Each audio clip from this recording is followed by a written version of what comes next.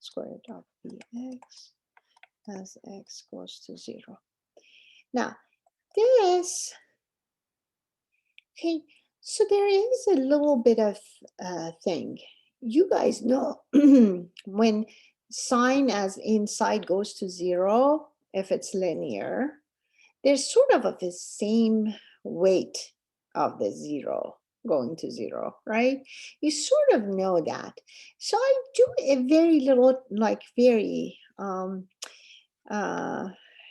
basically mean trick in here. I say, well, what if I divide this?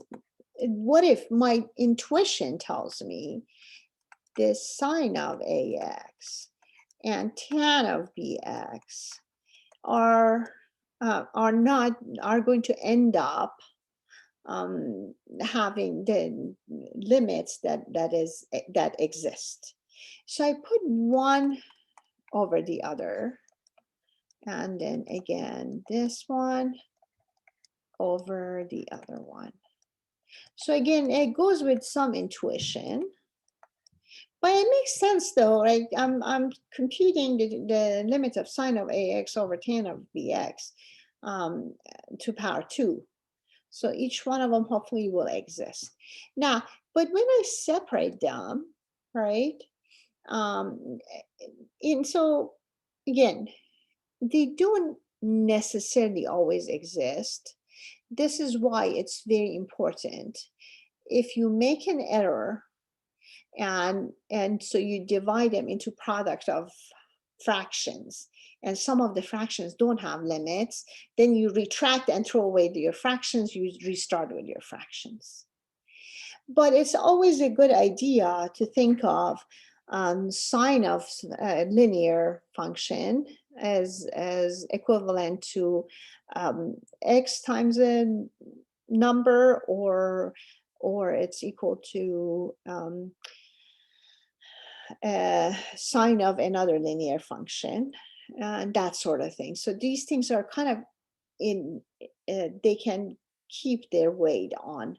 So they basically, and when I'm saying sine is sine, because tangent has that sign that causes 0. So that's why I kind of group those together, basically.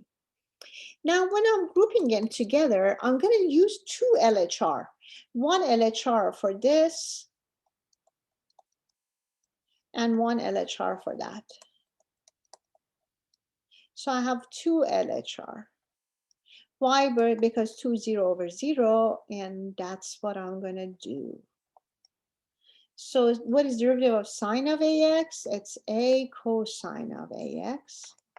What is the derivative of tangent of bx? That's the b secant squared bx. And then over here, I get the same values.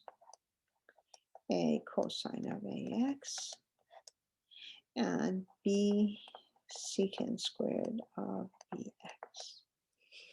Fair enough? Okay. Now that I did this, if I plug in 0 for cosine of ax, I'm going to get 0, right? What is you get 1. You get 1. Sorry. For secant squared of bx, 1 over cosine squared of bx. Again, I get 1. So basically, this entire thing, if I plug them in, I get a times 1 over b times 1 times a times 1 over b times 1. And that's a squared over b squared.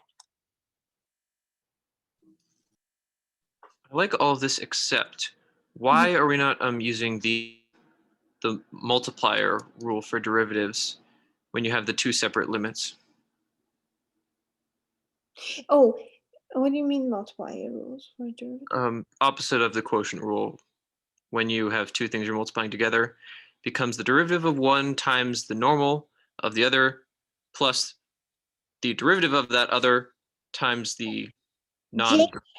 This is exactly what I'm trying to do, to put all these derivatives in and L'Hopital rules together. See, there is what I did, this was the limit, right? So the limit, it would be limit of the first one times limit of the second one.